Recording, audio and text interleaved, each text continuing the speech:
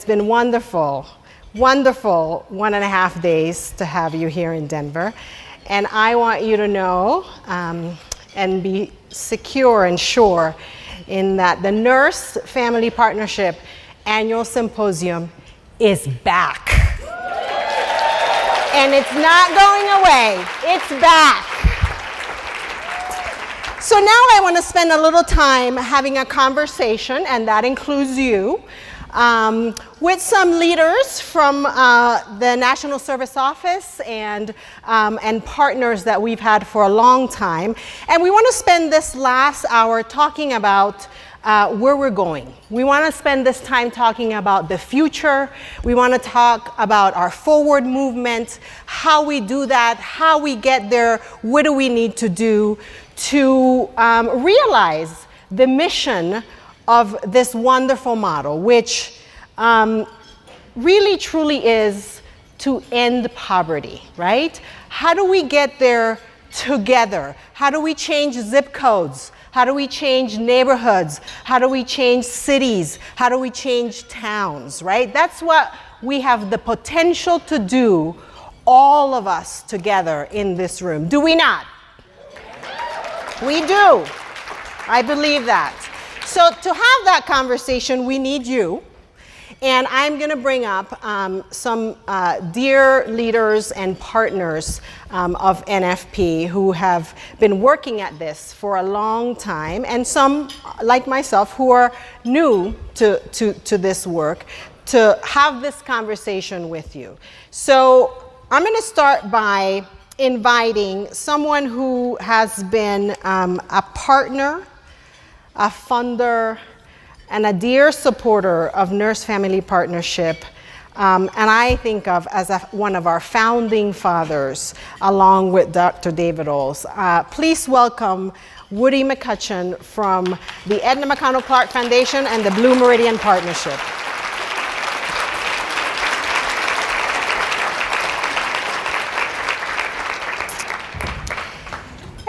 We cannot have this conversation without the heart and soul and the core of this work that we do.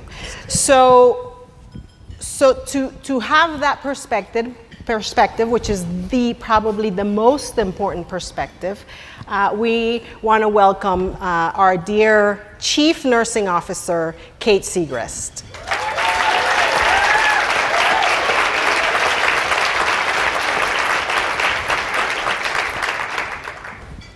We also cannot have this conversation about the future and where we go and how we go without our fearless leader. Please welcome Frank Daidone.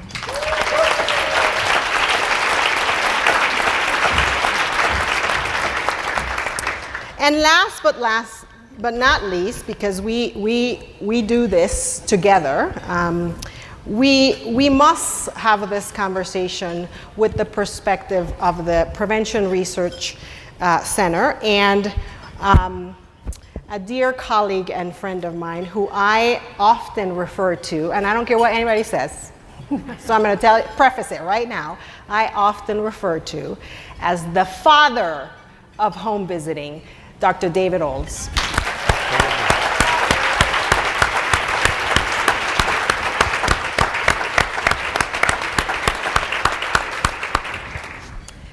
So in the spirit of talking about our future, what's ahead for us and for families and the families that we serve, we're going to engage the panel in some questions related to that. And then we're going to go out to the audience, and you're going to have an opportunity to ask questions, to make statements, and to tell us what you think and how you think it should go, right? I think you will notice that you said we need a symposium back, and as Frank said yesterday, here we are. So we want to hear from you. We want to hear, from your perspective, how we should do it, where we should go, what we should do. Right? So let me start with the panel, however. I want to ask a question that several people can probably have a perspective around. I'm going to start with Woody. When we think about all the work that we're doing now and where we've come from and how far we've come, right? 42 states, 280,000 mothers and families served. That's big time, big time. So Woody, I'm wondering what from a funder's perspective and a supporter, you help build this program perspective. What do you think are the top 3 things that us as a collective need to be doing and thinking about as we move forward and as we think about realizing our mission for this model, for families, and quite frankly, I always talk about the impact that we have on this country, because that's how influential your work is. Well, it's 17 years ago, I was introduced to this program by my boss at the time, who had been very familiar with Daidone. And I got to tell you, I was one of those healthy skeptics. And I looked at the material and I said, Mike, don't do this. Don't tell me that you can make all these promises. And his answer was, Woody, I'm not telling you that they can do what they do. The evidence tells you that they can do what they do. Indeed. And that completely changed my perspective on the program. Okay, our foundation was established to try to change the life trajectories of underserved, low-income young people in this country. And that morphed into trying to alleviate poverty, and that morphed into looking for interventions that break the intergenerational cycles of poverty. And that's what we continue to look for today. And when we came out to do due diligence on this program, and we did it in 2 days, Daidone was the last person that we talked to after talking to the university and everybody else. And David looked at me and he says, Woody, I'm really excited that you guys are here. I really, this has been my baby for a lot of years. And I really, really appreciate the fact that you're going to help us replicate this program across the country. He said, but I got to tell you, if there's ever a hint that replication will compromise the scientific integrity of the model, I'll pull the plug. And when I heard that, I said, we got to fund these guys. This is what we need to do. So in terms of what you need to focus on, and I've got a couple of specific things to talk about the future, but one, you need to protect and preserve the scientific integrity of this model, okay? When I got started in 2002, I asked, who are the gold standard evidence-based interventions in the country that we should be looking at? And there were 5 of them. And of course, the first name was NFP, okay? Now, fast forward 17 years later, and I went to DC and said, who are the top tier gold standard evidence-based interventions in this country? And of course, the first word that came out was NFP. So over those 17 years, there have been 3 consistent things about NFP. And that is the unchallenged, evidence quality of the model. Second has been the clear focus on a target population that supports that unchallenged credibility. And the third are you guys. Yep. The nurses. Right? There have been a lot of innovations, there have been a lot of changes, there's been a lot of manipulations, but those 3 things have been consistent, and I think you need to protect that, preserve that, and don't be defensive about that, because you guys are the target for everybody else in the country right now.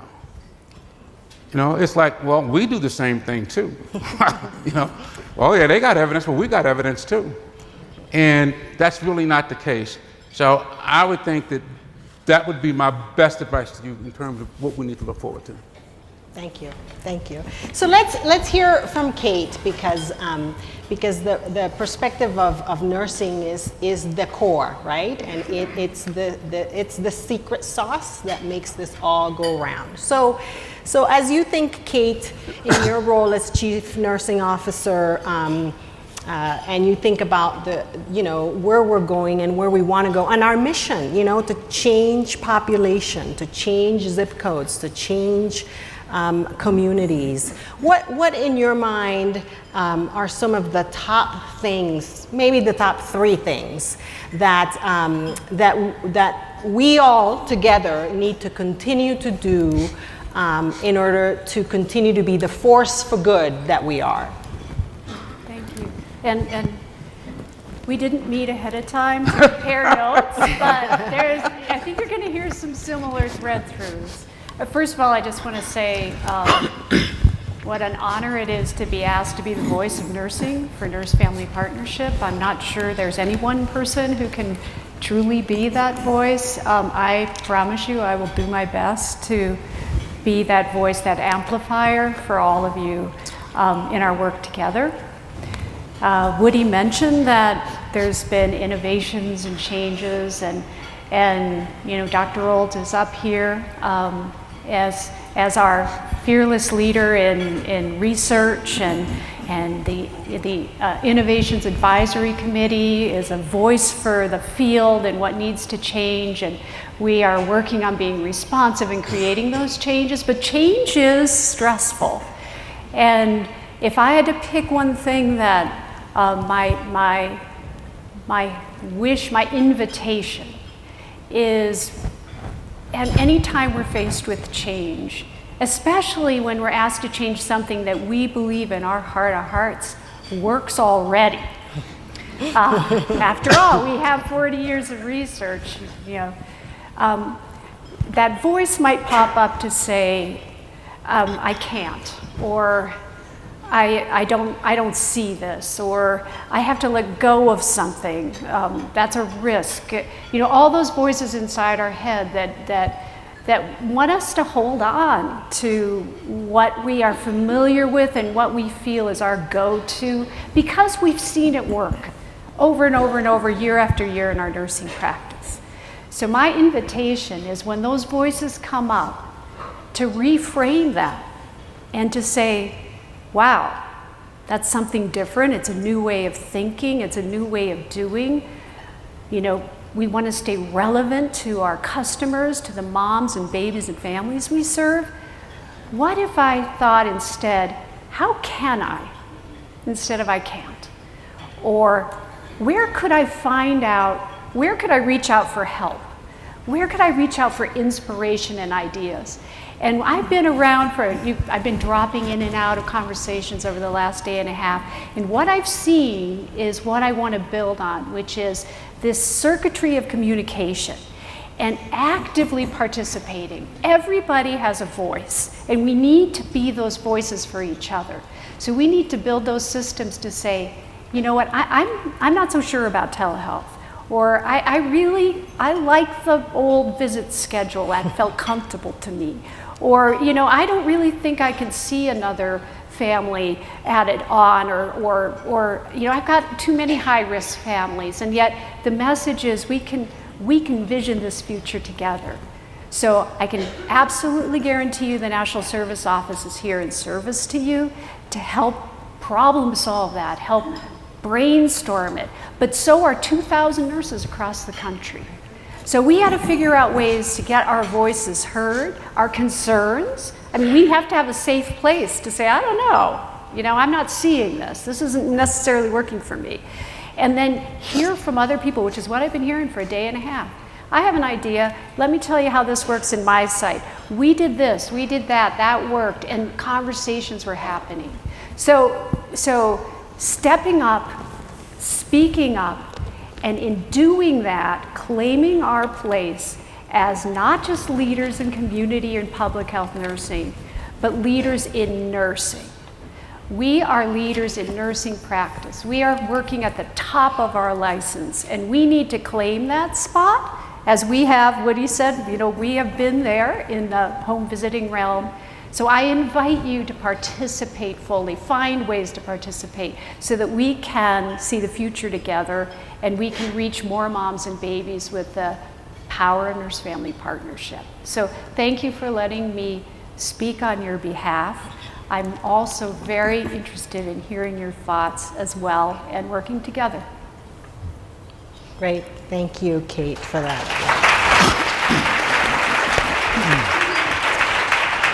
Well, you all probably have heard this phrase or seen it somewhere, because we're using it a lot these days, that NFP is a force for good, right? So guess where that came from? That was really Dr. Olds. I mean, he was in a meeting with us once and used that phrase, and it just resonated so well with all of us that we've been sort of, embracing that ever since as who you are, and the influence that we can have. And so I'd be really curious to hear from Dr. Olds, as you look forward with us, how do we continue to be the force for good that we have? How do we amplify that? And how do we move forward to serving as many families as we can? Yeah. So thanks for that. Benny, I think that in so many ways our future rests in both in this room and all of your sisters and brothers whom you may not know, but who are out there to do this work together with us. I think that we are a force for good, and I think that the success of this effort ultimately depends upon having a passionate, skilled nursing workforce to do this work. And I think that we collectively need to figure out how to identify those human beings earlier in their careers or in their educations and align with their dispositions that may not even be fully articulated yet for what they're going to do with their lives, but to present this as an option and guide them into their educational experiences that will help them build on that passion, build their skill set, build their sense of efficacy to grow the program. And I think that that's going to be a challenge. But I think that for me, that's job number one, because the success of this effort depends upon the spirit and the passion and the talent that we have together in this room right now. We need to replicate that. We need to extend it. So that for me is job number one. Job number two, I think, is further deepening our the sense of teamwork. And it's not just within nursing, but it's both at the NSO. We have extraordinarily talented people working in policy and government affairs and in, I say we, but I've been, kind of bear with me, and communications and technology. In order to realize that vision, we've got to find a way of bringing all of these different groups who have a common overriding goal together to get the job done more effectively and more efficiently. Look, I know that there is a lot of work that needs to be done in order to improve the functioning of this replication apparatus. And we need to figure out how to do that. One of the beautiful things that I think that I've experienced over the last year or so is that our center's relationship with the National Service Office has really become so much stronger. It's our ability to work together toward this common mission has improved. And that kind of improvement of both inter-organizational and cross-organizational capacities is fundamental, I think. And I think that kind of idea about building teamwork starts with the organizations that everybody knows are involved in this. But I think it also extends to other organizations that are fundamental to this effort. And I would say that figuring out how to do work well with primary care providers Yep. and with other service providers in the communities, to strengthen those relationships, to get us all pointing in the same direction, to have a common language, to have a common culture, that I think that we have common, I think that the underlying culture and ways of going about doing business can be shared, should be shared with other organizations. I think we can, and the more we're able to do that, I think that we will be even more effective. And one little piece in all of it, I think, is building on this point that I made yesterday morning, and that is that this is extraordinarily hard work. And for those reasons, all of the kind of organizational collaboration and so forth, teamwork that we're talking about is really fundamental. But I think an essential ingredient in this that has not been, in my view at least, I don't know, but I don't think it's sufficiently explored, and that is building nurse partnerships within teams to provide that day-to-day support for one another, and to have caseloads where you know what your partner's caseload is like. And I think this actually fits in with this idea of finding young, passionate nurses and getting them brought into the fold in a way that would allow them to develop their skills with a partner, a more experienced partner, that would help them gain the sense of efficacy that they need, and to be able to become both skilled and stay with this work over time. So those are some of the quick thoughts that definitely. I mean, I think about all our work to recruit and retain nurses right now. That is not, it's not easy. I mean, it takes a lot of time. It takes a lot of effort, and at the same time, we need to be thinking about building that pipeline, right? Because none of you are planning to work until you're 90 years old, right? And so I think that this idea that we really need to be thinking about, how we do that now, and how the National Service Office can help you in any way we can with that. I mean, I want to go back to what Kate said. I mean, you really, there is an invitation to lean on us, Betty, right? We are in this together, and so if you haven't heard it enough in the last few years, do you want me to make everybody here repeat it so that it's real, all right? Lean on us, and we will come in as a partner wherever and whenever we can, and however we can, right? So let me change.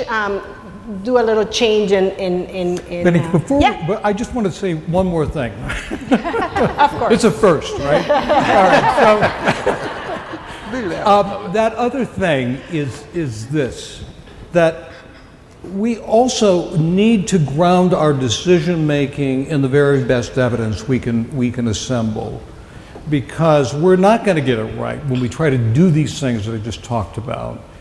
And it doesn't always mean randomized clinical trials for all of this, but we need to be rigorous about this. We do need to do more randomized clinical trials, but we need to be challenging ourselves and making sure that we have the very best evidence available at our fingertips to make sure that we're on the right track.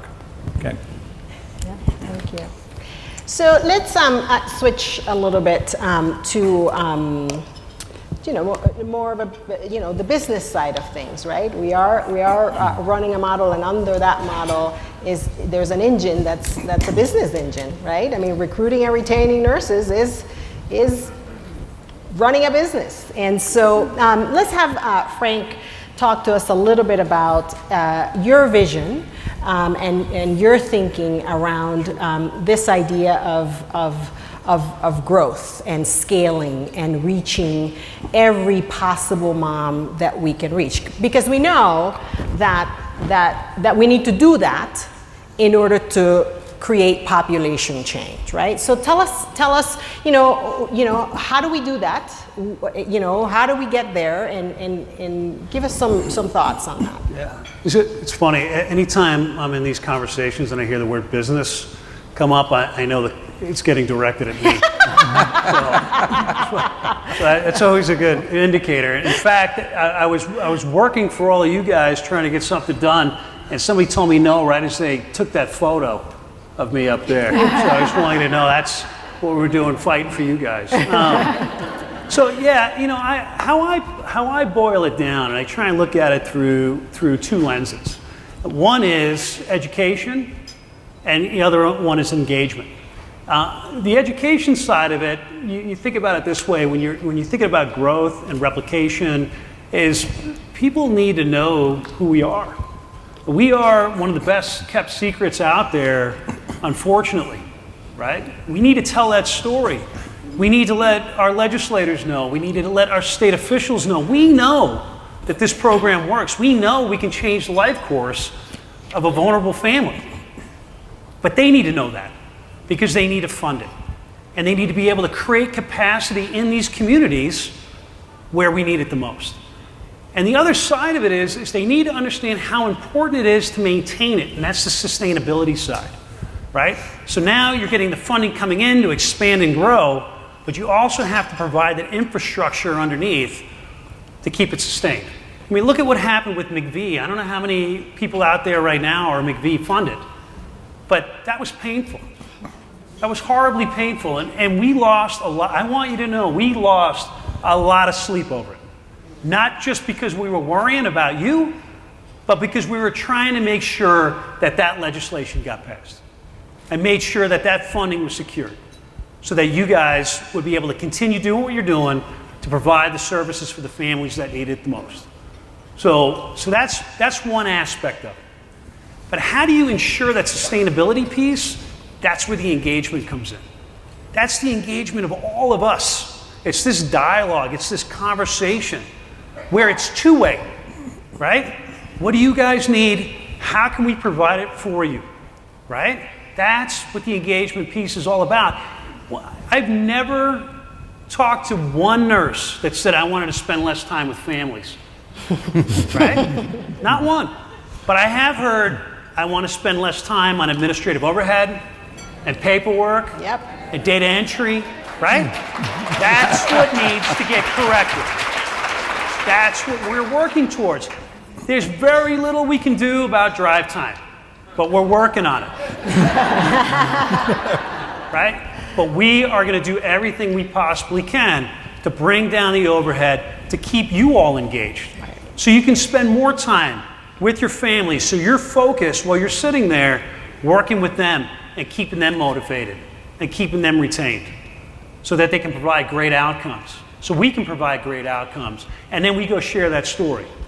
And then over time, what's going to happen is it's going to become self-sustaining, right? It's going to be an engine that's going to crank, right? Because now you're going to have funders that are going to be seeing the results that they're getting, and it's going to become just a ridiculous idea to do anything other than nurse-family partnership and keep that moving. So that's kind of how I see it. Thank you. That's great.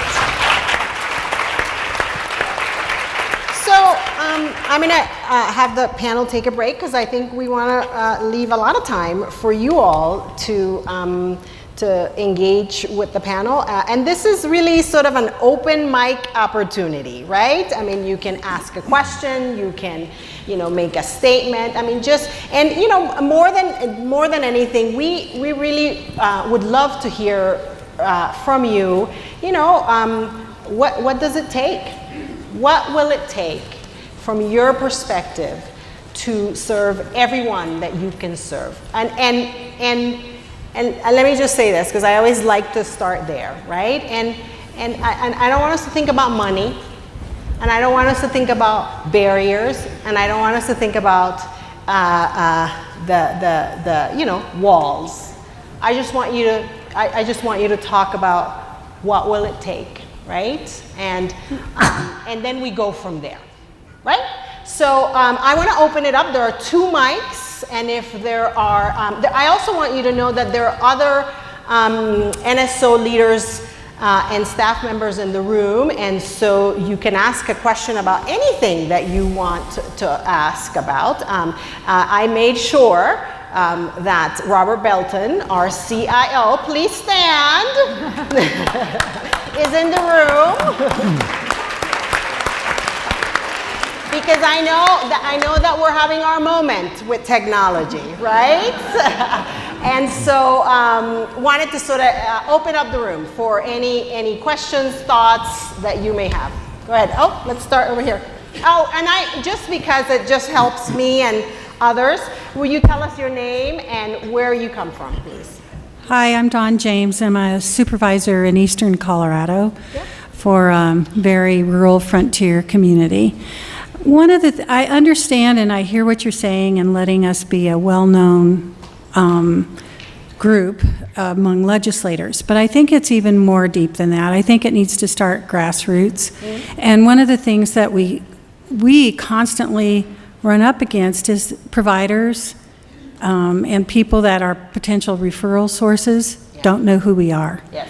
Even as hard as we work to get out into the community and get that message out, and I think it needs to start from the National Service Office and somehow integrating that message into providers or referral sources. So you could speak to that if there's any plans towards that. And boy, you're singing Dr. Old's song that he always sings to us, right? Providers are key. Providers are key, and grassroots providers are key, and healthcare providers are key. And so I'll just start, and then you can follow up.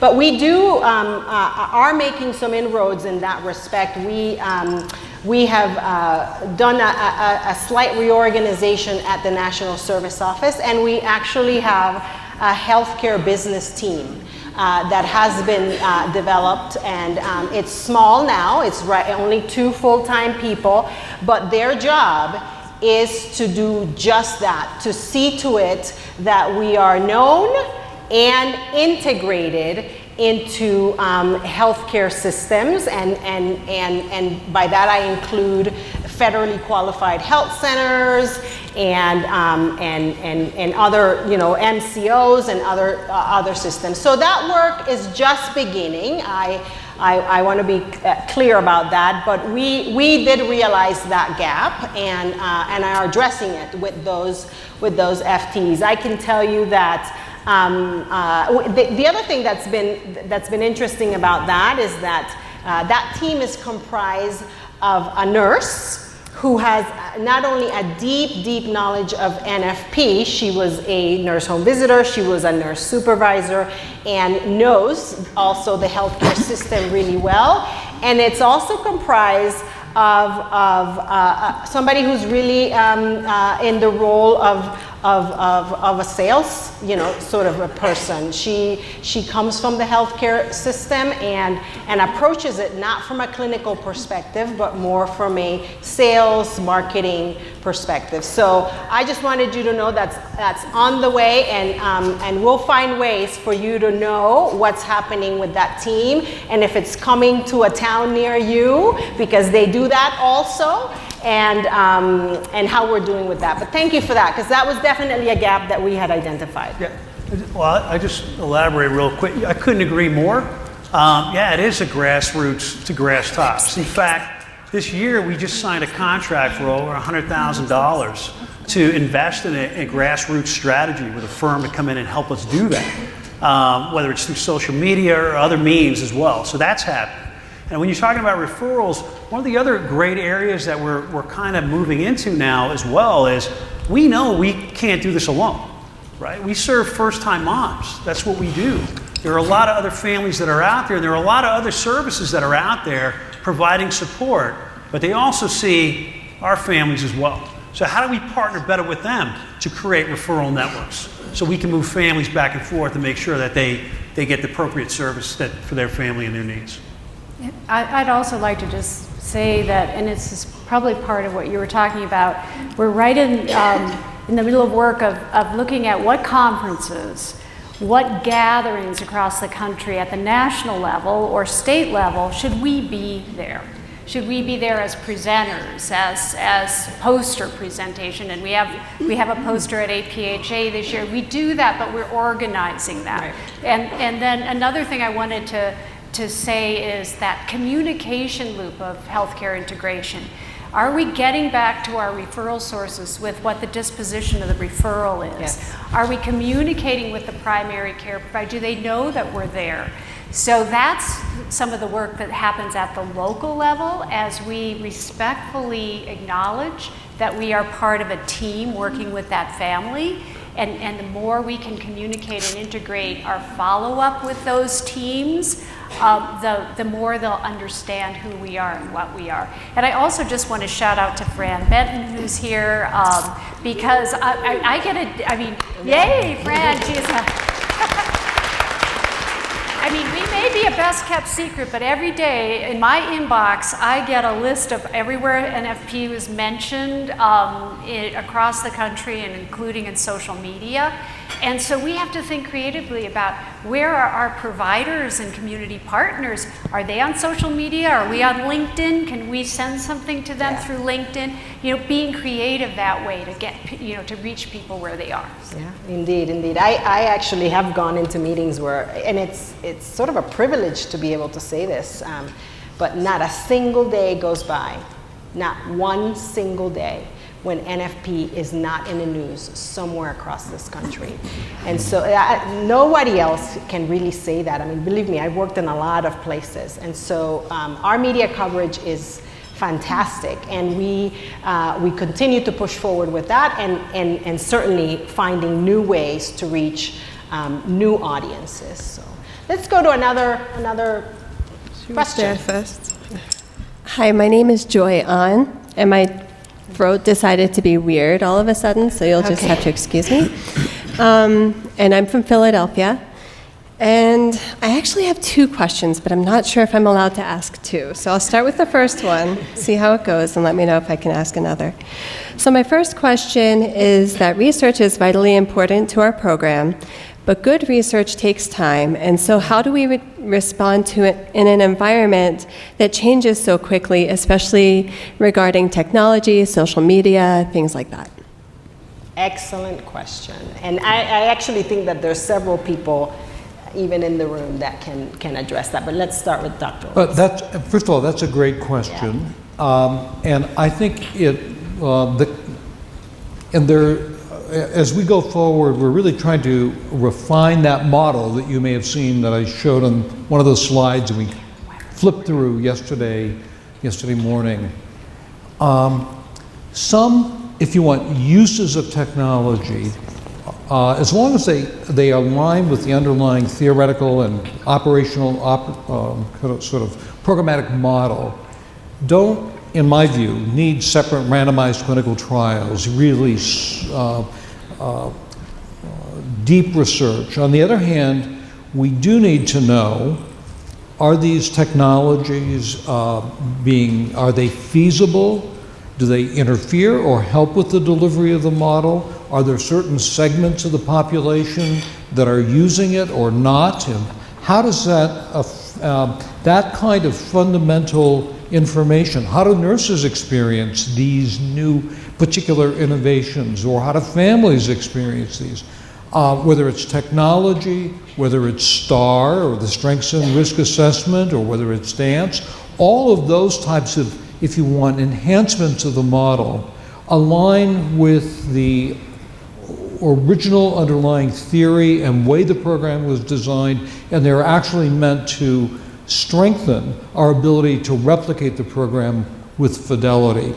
Those don't require a lot of randomized clinical trials, but they do need deep evaluation that takes into consideration the kinds of things I just mentioned, qualitative research, quantitative research, so that we know that we're really on track, that this is really doing what we hope. And sometimes it's tough because once you are in a practice setting where you are operating according to just the way things were done in the past, it may be hard to embrace something that is experienced as new.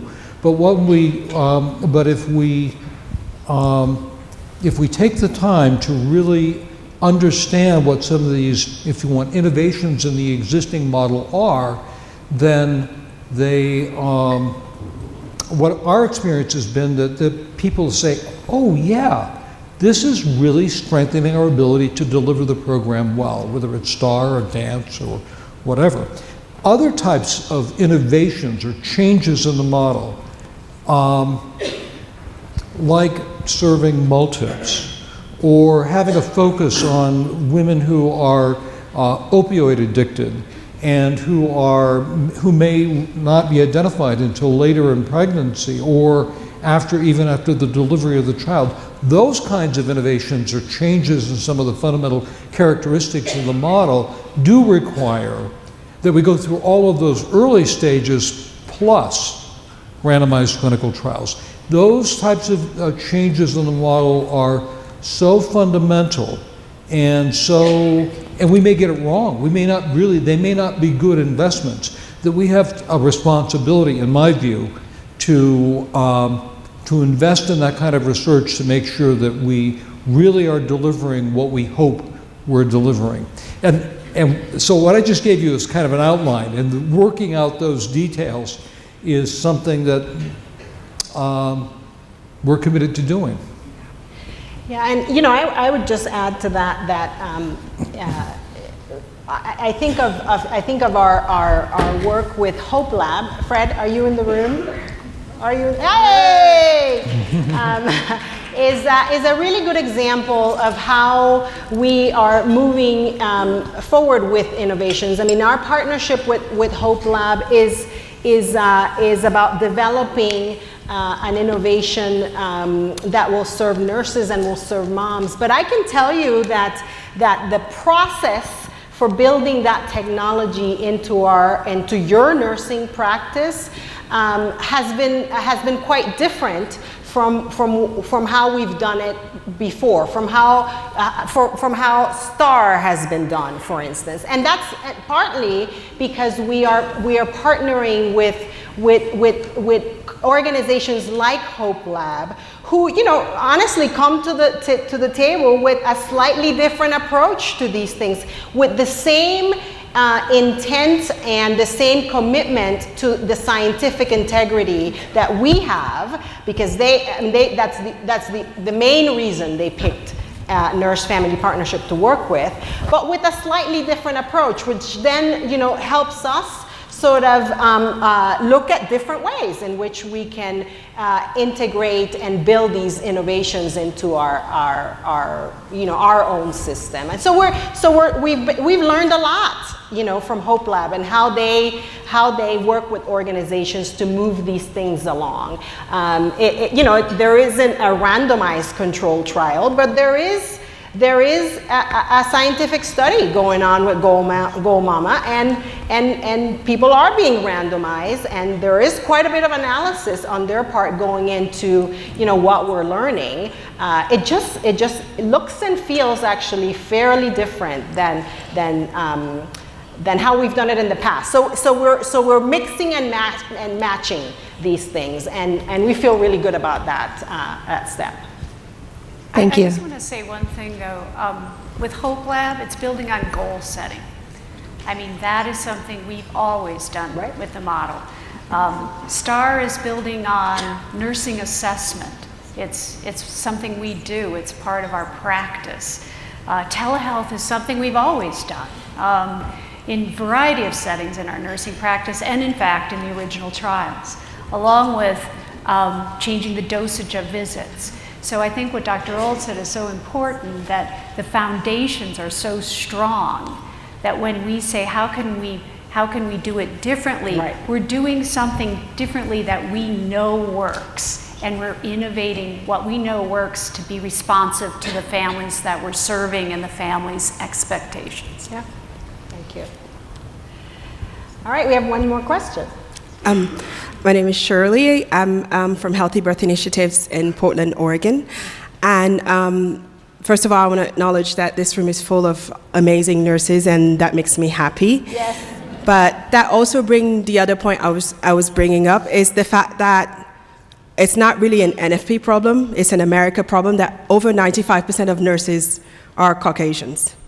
But NFP does not only serve Caucasian population, and studies have proven that there is better health outcomes when you are served by someone who looks like you, especially if you're in a marginalized population who's already experiencing health disparities, right? So in my practice, we're lucky enough to only serve African American women, that we know in itself that lower socioeconomic status is not the only women who are experiencing poor birth outcomes for us. And so my thing is that how is NFP thinking about making our materials that we are using with our clients more culturally specific, because we're doing that. We're already seeing the clients. And also recruitment and retentions of other nurses from marginalized population, because what I get when I go visit my clients, some clients tell me if it had been a white nurse, I wouldn't even have opened the door. Some told me that they're so happy because in Oregon, there's not really a lot of us. So when they see us, they're really excited about that. We're probably gonna be the only Black healthcare provider that they're gonna have. So what are you doing for retention, and how are you even thinking about nationally in helping the nation improving and increasing the amount of nurses who look like me to provide the right kind of care for patients who look like me? Yes, yes, excellent question. Thank you. Yeah, and we do have some initiatives underway. I think Kate, you're gonna want to talk about all the work that you're doing with Sue Hagedorn and all of that. And I'll let you start with that. But I want to add also some color around around our materials and the brand and all of that. So, I mean, I really appreciate your thoughts, and this is something that we are looking at right now, and part of it is understanding who we already have on the team. So understanding who are our nurses, how are we doing with that, what's the current state, so this is part of it. And what we've discovered is when we look at ETO, that we're missing almost, I believe it's 50% of the demographic data on the nurses who are delivering the services across the country. So we're going to be, with our new agency management system, AMS, our alphabet soup, we're going to be able to refresh that so that we are coming from a place of knowing, so that we know how to improve the situation or what directions and where we need to go. In addition, when we're working with our human resources department, and I'm looking, I don't see, is Randy in here? With our HR department, we're specifically reaching out as we assist local agencies with their recruitment to the Black Nurses Association, Hispanic Nurses Association, and maybe some of the places that were not traditionally, sources of nurses who would be applying. I think, in truth, the profession lacks nurses of color. So we're a subset of that profession. So we need, nurses who are strong in nurse-family partnership to be that voice, to show that nursing is a legitimate career to consider, and nurse-family partnership within that is a career to consider. So going out to some of the more traditional Black universities or high schools or job fairs and starting to create that groundswell so that we have people applying for jobs that have more diversity. So we're working in all those areas, and I invite you or anyone on the team to add your ideas to the plate. How can we do this better? While we work on finding out where we are and then set a SMART goal for where we were going to go and how we're going to get there. So thank you for your comment. Scholarships is one of the easiest ways to get there, because there's a lot of options I didn't hear. I'm sorry. Scholarship. Oh, scholarship is one of the easiest ways. Pave the path, because it's not like Black folks don't want to come here. It's a question of access. No, I totally understand that. Scholarships is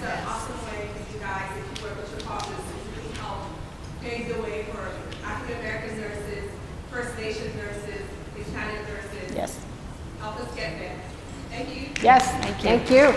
Oh, you know, actually, I think Woody had a point. Yeah, to make. so about 6 or 7 years ago, and we were, a lead fund of NFP, and it hit the newspapers that everybody, they couldn't question your evidence. So the big question was, it's a program that's not culturally competent. And all of a sudden, the funders freaked out and said, what does that mean? And so we did a little bit of analysis, and I think you run the risk of making the impression that the overwhelming majority of the women that NFP serves are women of color, and that's just not the case. NFP's demographics reflects the demographics of the Medicaid system, and 53% of Medicaid eligible moms are white. Okay, so when we looked at the demographics of the Medicaid system and the demographics of NFP and their service population, NFP was the most culturally competent organization we funded.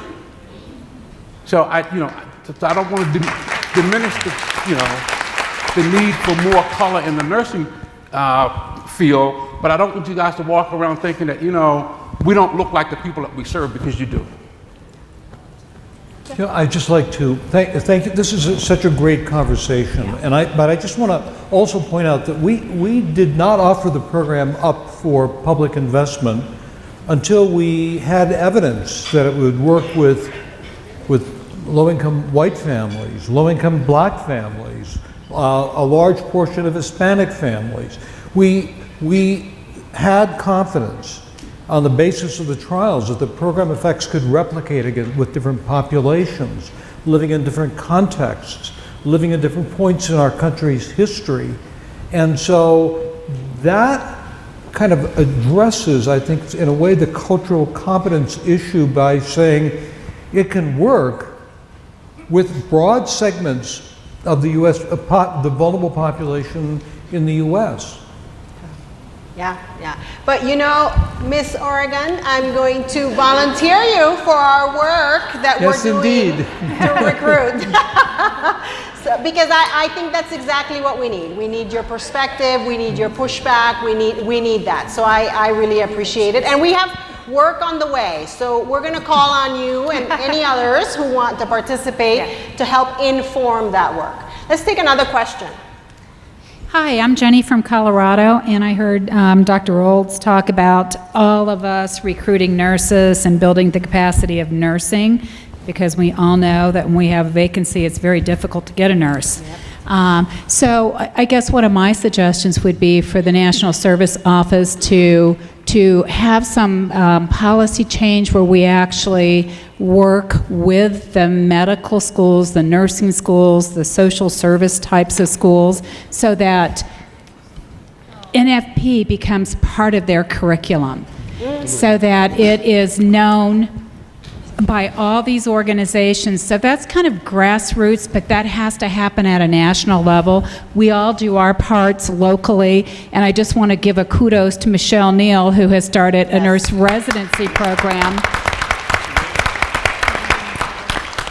here in Colorado. So through that work, the nursing schools are becoming more familiar with nurse-family partnership, and I think that's a way to recruit nurses with the passion for home visitation. But it needs to go beyond nursing. It needs to be in the social schools, the medical schools. So that would be an idea. Thank you. And I know Kate's just working dying on to that.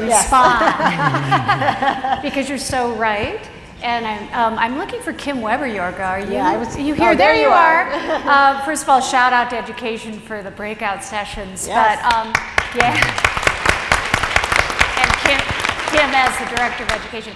We have an initiative around this, and we are doing some significant work. And part of that is to work with the University of Colorado College of Nursing. Kim spearheaded and her team developing an online module about nurse-family partnership to incorporate into their community health nursing curriculum. And we're working with the faculty there. I don't know if we've gotten the thumbs up for fall, but if not, it's going to be in the spring. And we want to pilot it and then replicate it out from there. But in the meantime, is Paulette Maxey in the room? Paulette, do you want to stand up? Paulette is one of our nurse consultants in the Midwest.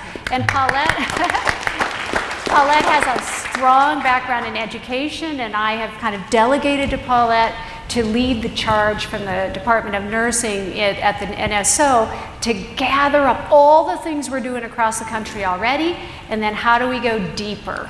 So we are, if you're interested in this, I give a shout out, get in touch with Paulette, she and I are talking, because we are already doing a lot, but we need to get organized around it and see where we can get the most bang for our buck in getting this out across nursing.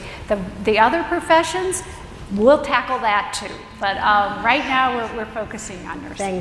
Thank you. We're gonna move it along because we have a line. Another question. That we have a form during initial visits, and at the end of that form we ask some questions that are scaled questions around self-efficacy. Do you think you can do anything you set your heart to, or have you been pushed around in life? You guys remember? You know those, right? Yeah. And so my team in Sonoma often, or every now and then, will sit around and go, why do we ask these questions? What is that about?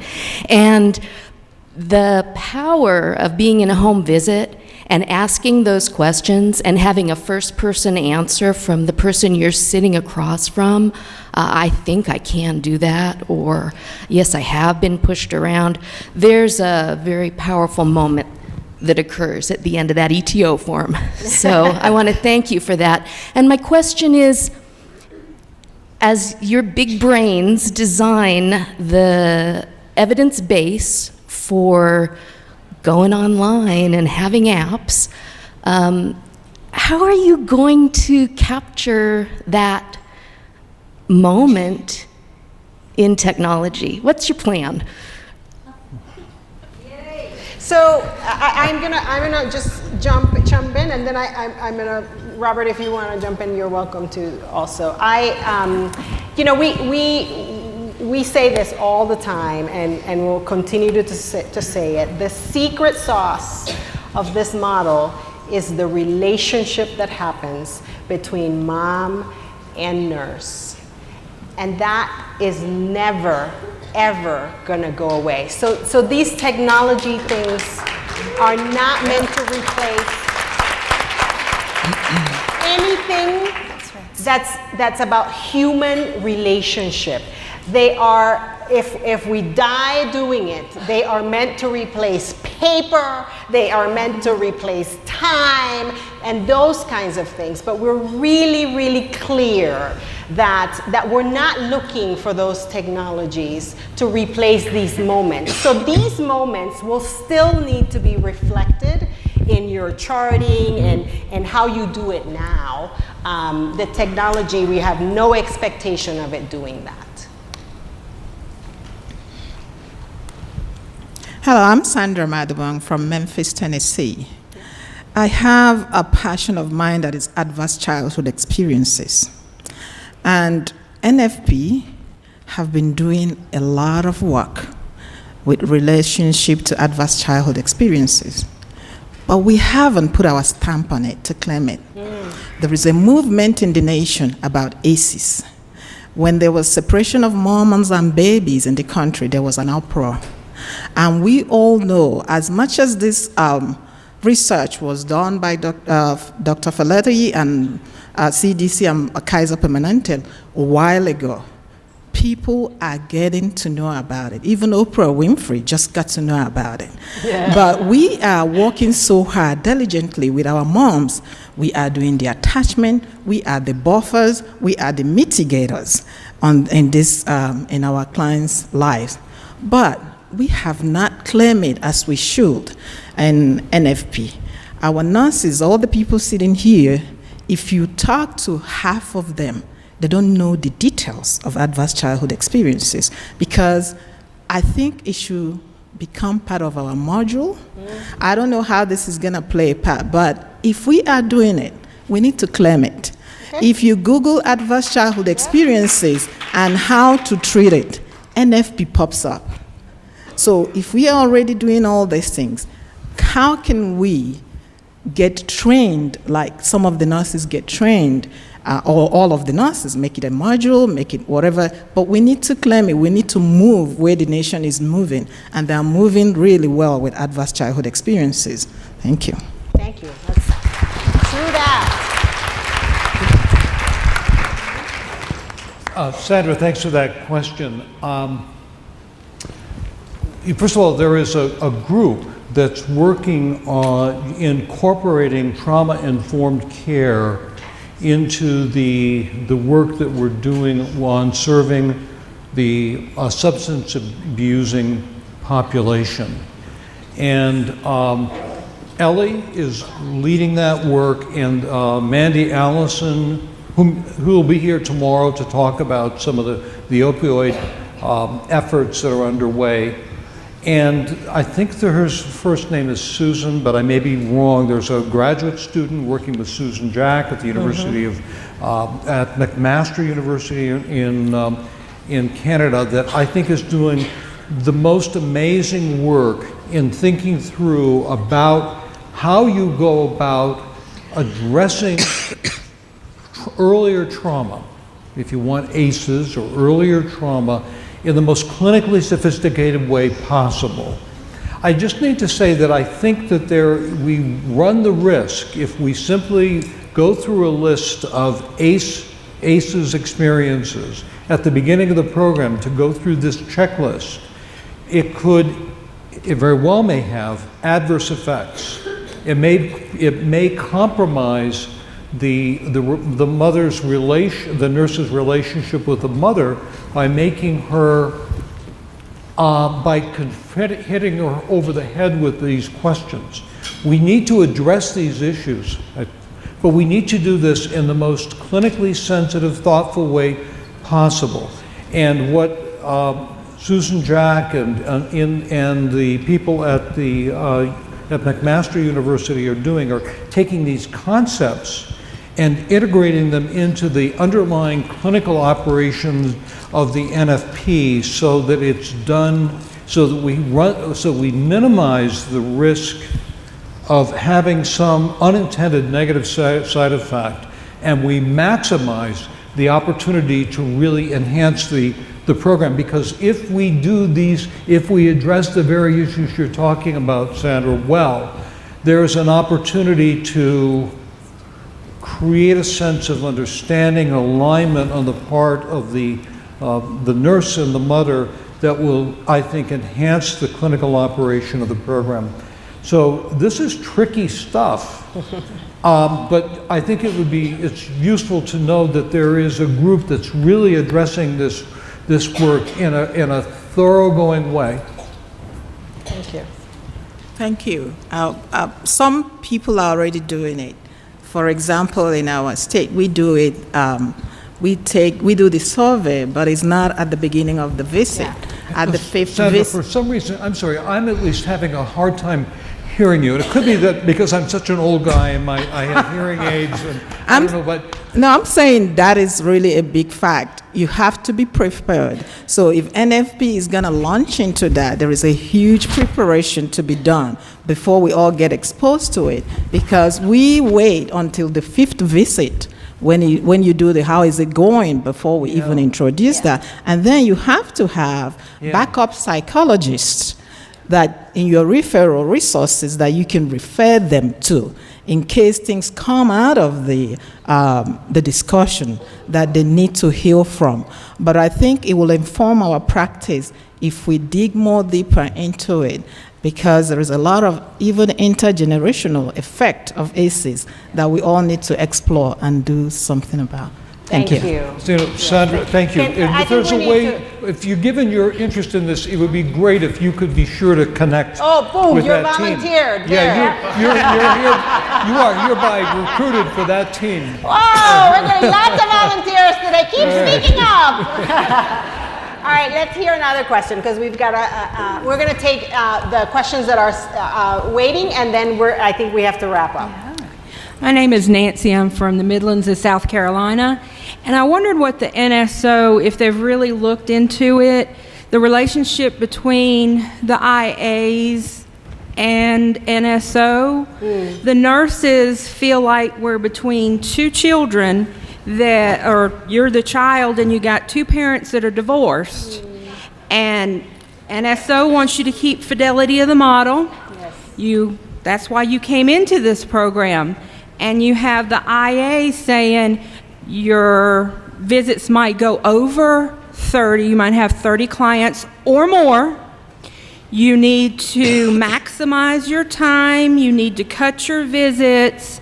You need to make us money, or you're not going to have a job. Yeah. You're not being sustainable for us.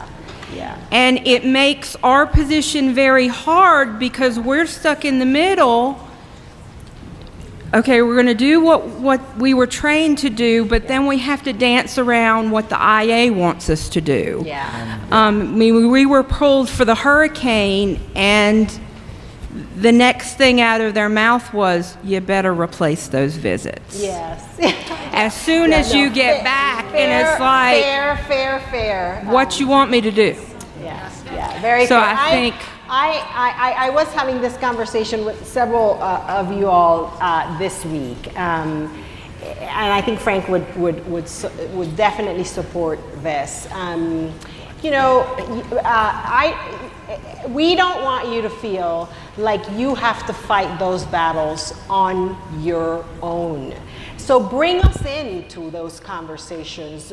Bring your nurse consultant into those meetings. Bring, when an IA's, policy is pushing back against what we're telling you to do, lean on us and bring us into that, right? That is not your fight to fight on your own. It's all of ours, and that happens more than you would imagine, right? So I just want to leave that there with you, right? Call on us, and help us. I mean, not help us, but lean on us for us to sort of be your advocates in changing those things. I just want to add on to that. We're already looking at how can we work with the implementing agency in a different way, and evaluate what's going on, because what happens is, and I think this is probably part of what you're talking about, there is some process drift that takes place, and things get added on, but nothing gets taken off, right? That's got to stop, right? So part of, and then there's requirements that come in from there. Like Benny said, we can be your voice. And we have found that we've been invited in to do evaluations. We've done them in Los Angeles County. We're doing one in Indianapolis, which has been fantastic with our friends at Goodwill, and really looking at the operation and say, how can we work together in a better way? San Diego, dealing with a massive hepatitis outbreak. We know that those nurses had to get pulled. We understand that. But at the same time, too, we want to support in the best way we possibly can. Can I just also address that? I think that one of the things that I don't know the details at all about what's happening in some states, but there is a general issue, I think, about a fee-for-service pay structure. And part of our efforts to make the program more efficient and focused on those who had greatest risk involves ratcheting back the frequency of visits for those families who are lower risk, and making sure that those mothers who are living under the bridge are found and connected with. And that latter takes more time and energy. And if you're dealing with lower risk families, not always, but often, it's easier to complete a visit. And if your paycheck and if the agency's income depends on your completing a visit, there's a conflicting incentive operating here. And I do think that this is something that needs to be addressed through the national office. Good luck.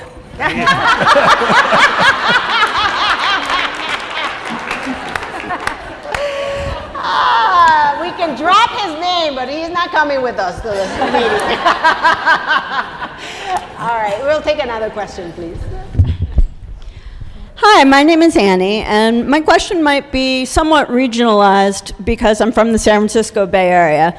But my question really is how and if the Nurse-Family Partnership will be addressing sexual orientation and gender identity, especially since the census is going to be dropping the SOGI data questions. we don't know, since we're not collecting that sort of data, how many of our families do have alternative gender identities or sexual orientations.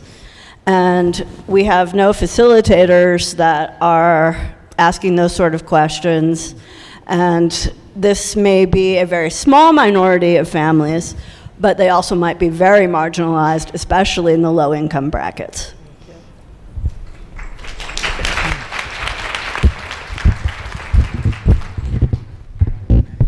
Well, I'm just going to say thank you for that, and I would like to call on Kim Weber-Yarga to see if there's aspects of our education where we're addressing it. If there isn't, I think that's a challenge that we are up for, and we need to take that seriously and address it. So I appreciate your thoughts. Kim's coming to the microphone to just come here. Yeah, thank you very much for that suggestion. So it is something we have definitely heard, especially over the last couple months, and we will be undergoing an education redesign within the next year. And part of that will include the suggestions that you're offering, including this very issue. We're also in the process of hiring someone to help with facilitator updates. And so it will create a nice opportunity that we just haven't had the resources to be able to do to address this issue, as well as others that you guys have graciously suggested. Thanks, Kim. Yeah, thank you. And thank you for volunteering.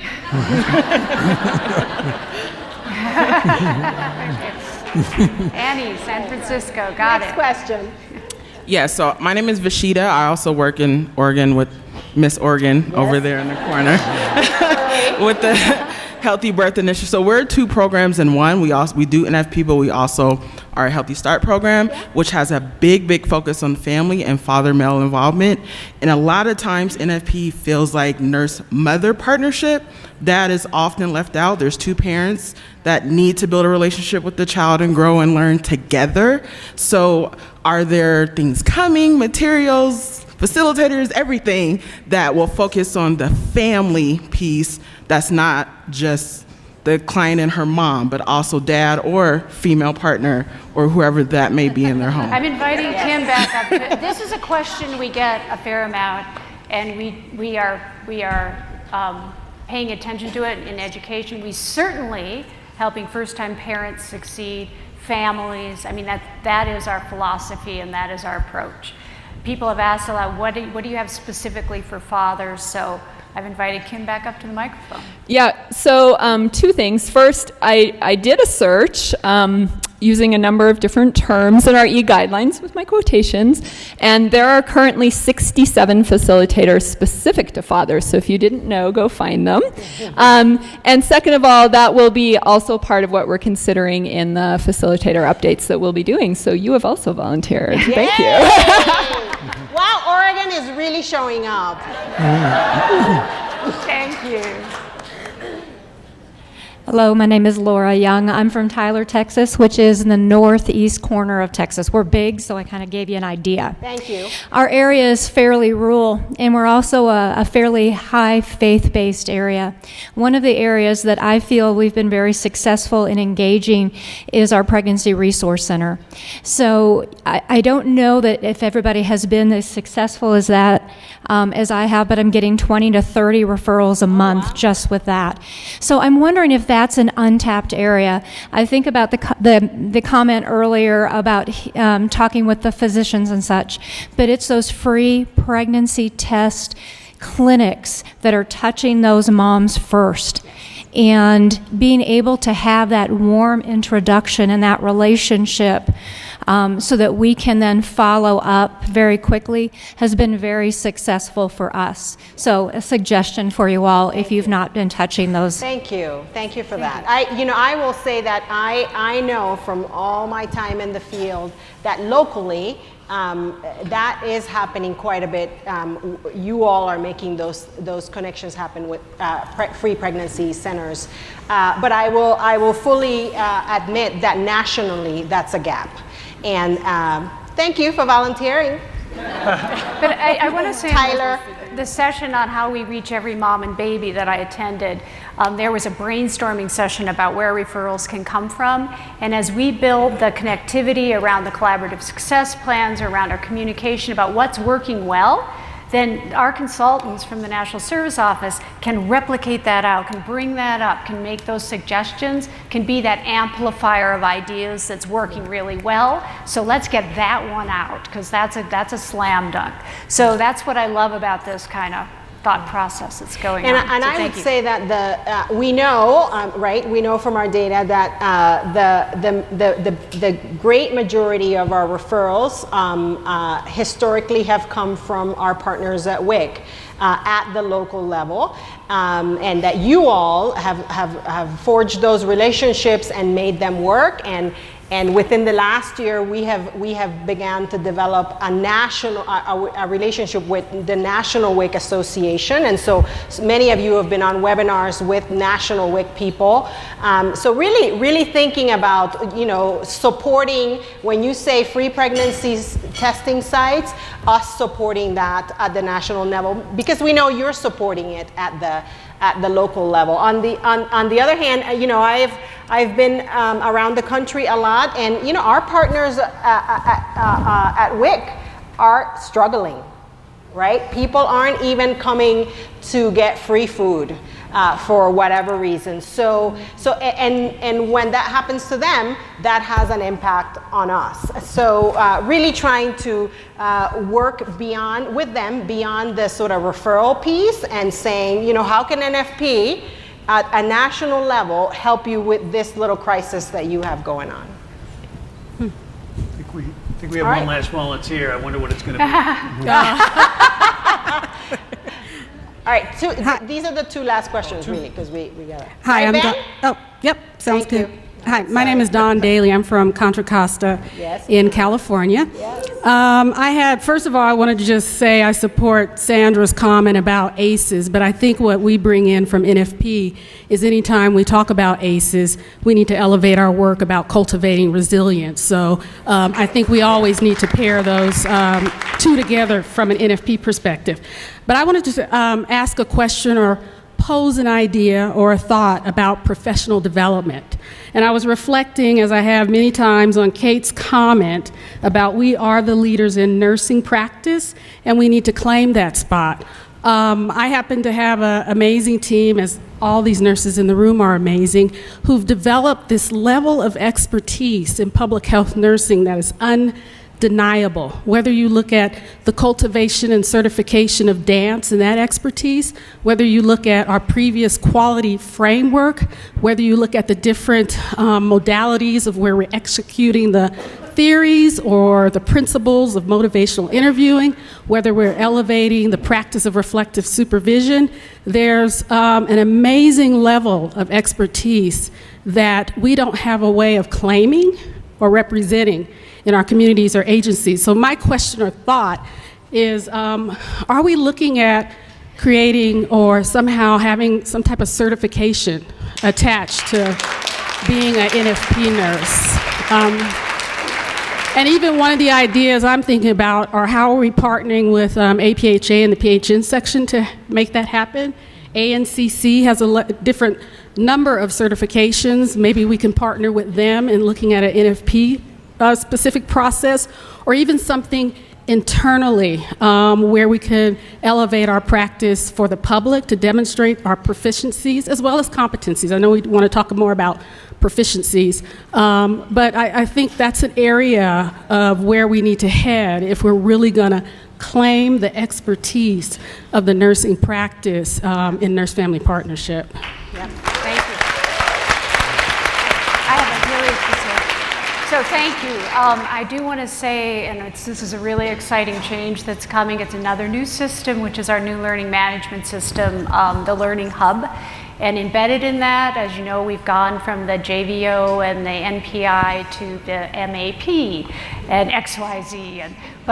So the Master Assessment Plan, and built into that, once we get the learning management system up and running, is going to be a way internally to acknowledge how nurses progress in their practice into excellence.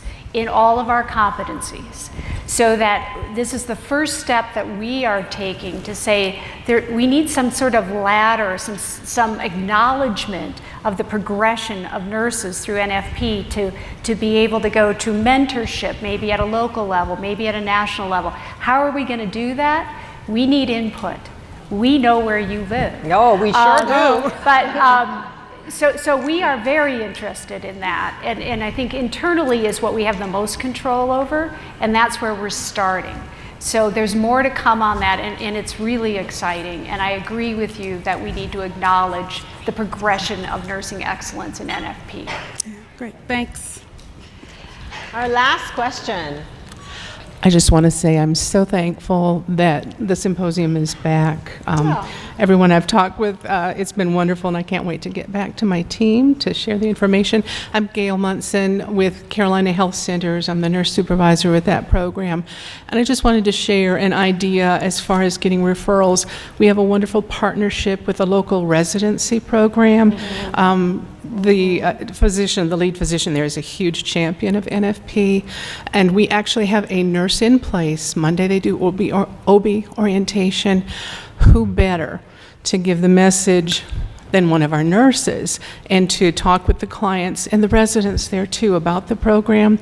And when those residents graduate, they go out into the country. They know about NFP, so it just kind of grows that way. But centering pregnancy is a wonderful new opportunity for clients, and just wanted to share that if any of you have centering pregnancy programs, it's been a really great partnership for us. Yes, thank you. And I just want to say one thing to that, because at my previous employment as an administrator, I worked a lot with, we've all trained a lot of residents, right?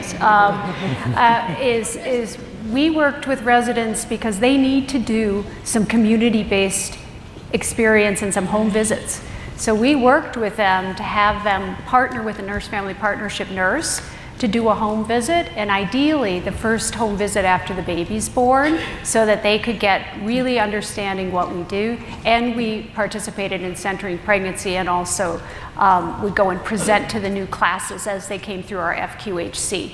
So I think I thank you for bringing that up. It's they're still young and malleable, and we need to get in there and help them understand the work we do, and get them on our cabs and all of that will help us integrate into the system. Thanks. Thank you. Thank you. Thank you.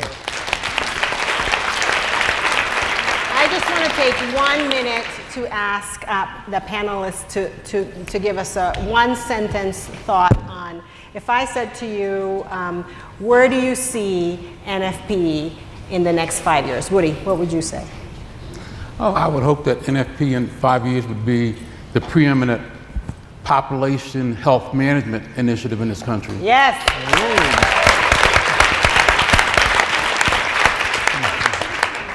And I see NFP nursing as being on the national stage and acknowledged as excellence in nursing practice.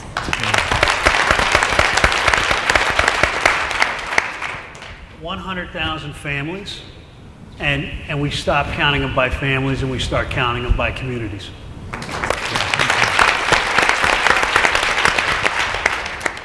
The NFP in every low-income, vulnerable community in the country, serving all the families who need it in those communities. Amen.